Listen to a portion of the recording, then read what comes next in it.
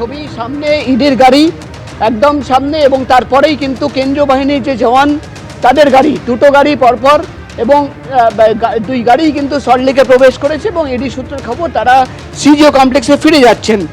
8 ঘন্টা পর দুপুর 3টে নাগাদ তারা কিন্তু লাউডন স্ট্রিটের প্রতীক জেনের বাড়ি থেকে বেরিয়ে যায়।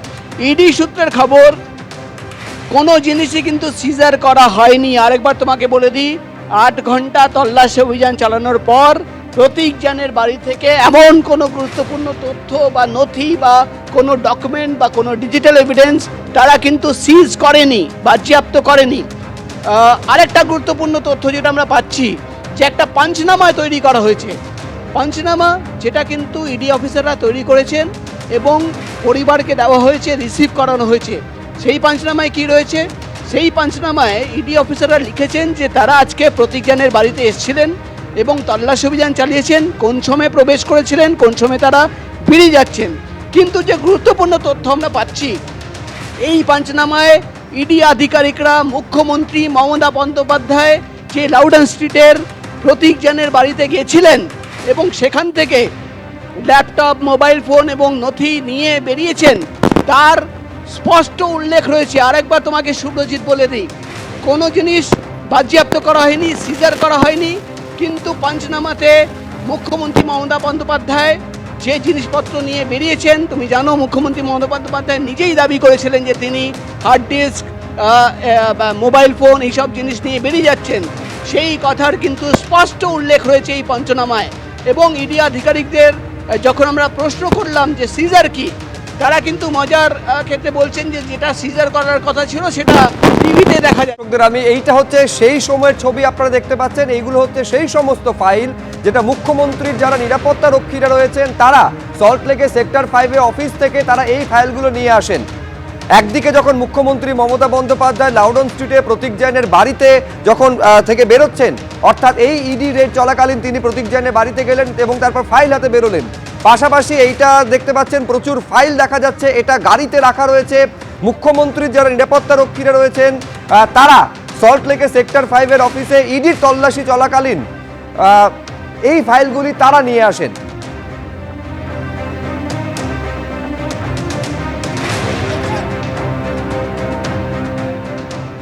পুলিশ কমিশনার মনোজ বর্মা তিনি কিন্তু আইপ্যাকের কর্ণধার। প্রতীক জেনের যে বাড়ি সেই ক্যাম্পাসে কিন্তু পুলিশ কমিশনারের গাড়ি প্রবেশ করে গেল। অর্থাৎ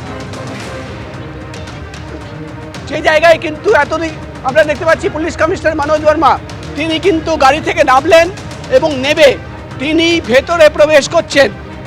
অর্থাৎ যে জায়গায় তল্লাশি অভিযান চলছে সেই জায়গায় তিনি যাচ্ছেন। আমরা দেখতে পাচ্ছি মুখ্যমন্ত্রী মমতা বন্দ্যোপাধ্যায়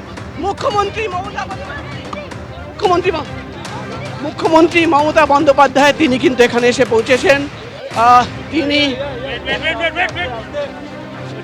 বাড়ির সামনে আমরা দেখতে পাচ্ছি মুখ্যমন্ত্রী মমতা বন্দ্যোপাধ্যায় তিনি কিন্তু প্রথমে পুলিশ কমিশনার, তারপর মুখ্যমন্ত্রী মমতা বন্দ্যোপাধ্যায় গাড়ি থেকে নামলেন এবং রাস্তায় গাড়ি থেকে নেবে তিনি হেঁটে হেঁটে ভেতরে প্রবেশ করছেন। কিন্তু আমরা দেখতে পাচ্ছি প্রথমে পুলিশ কমিশনার, এবার কিন্তু মুখ্যমন্ত্রী মমতা বন্দ্যোপাধ্যায় তিনি সেই বিল্ডিংয়ের ভেতরে প্রবেশ করে গেলেন।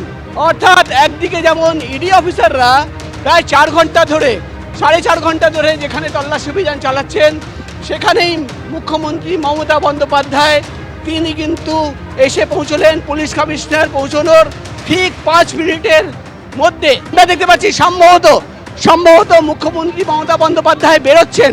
পুলিশের যে মুভমেন্ট, পুলিশের যে অ্যাক্টিভিটি, সেটাতে আমরা দেখতে পাচ্ছি হাতে কিন্তু একটা ফাইল নিয়ে মুখ্যমন্ত্রী মমতা বন্দ্যোপাধ্যায় তিনি কিন্তু বেরোচ্ছেন। ভেতর প্রবেশ করার সময় কিন্তু মুখ্যমন্ত্রীর হাতে ফাইল ছিল না, বেরোনোর সময় হাতে কিন্তু একটা সবুজ রঙের গ্রিন ফাইল দেখতে পাচ্ছি, হাতে কিন্তু ফাইল ছিল না। একটা ল্যাপটপ আমরা দেখতে পাচ্ছি, ল্যাপটপ কিন্তু প্রবেশ করার সময় ছিল না। এবং মুখ্যমন্ত্রীর দাবি তিনি কিন্তু এই ফাইল এবং ল্যাপটপ তিনি নিয়ে যাচ্ছেন। দেখো আমরা দেখতে পাচ্ছি প্রায় 20 মিনিট মুখ্যমন্ত্রী Mamata Bandyopadhyay, police commissioner Manoj Verma sir,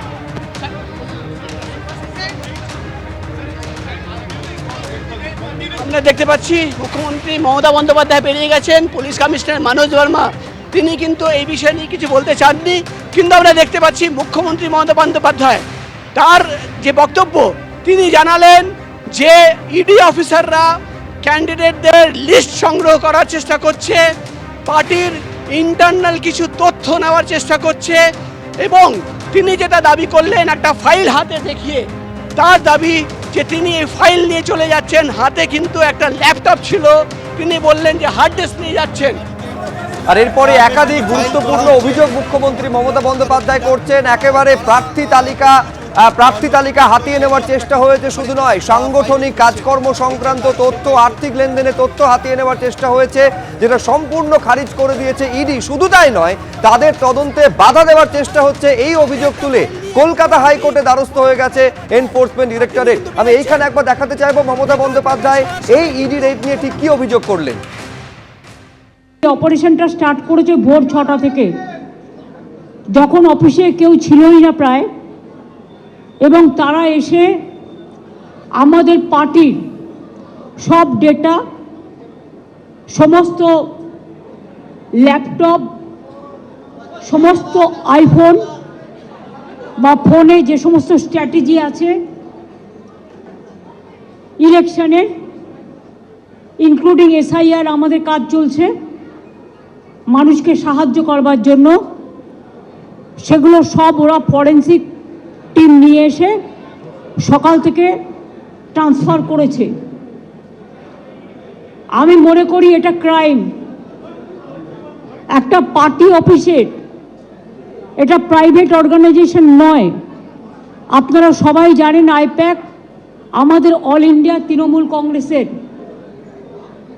এটা আমাদের অথরাইজড টিম, এবং সেই অথরাইজড টিমের কাছ থেকে সব কাগজ ছিনিয়ে নেওয়া, সব লুট করা, এবং কাগজ টেবিলগুলো পুরো ফাঁকা পড়ে রয়েছে।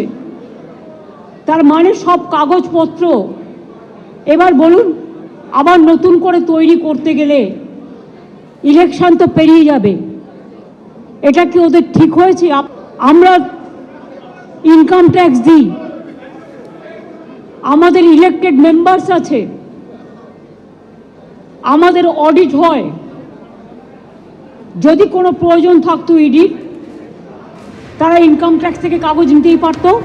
এবিপি আনন্দ, এগিয়ে থাকে, এগিয়ে রাখে।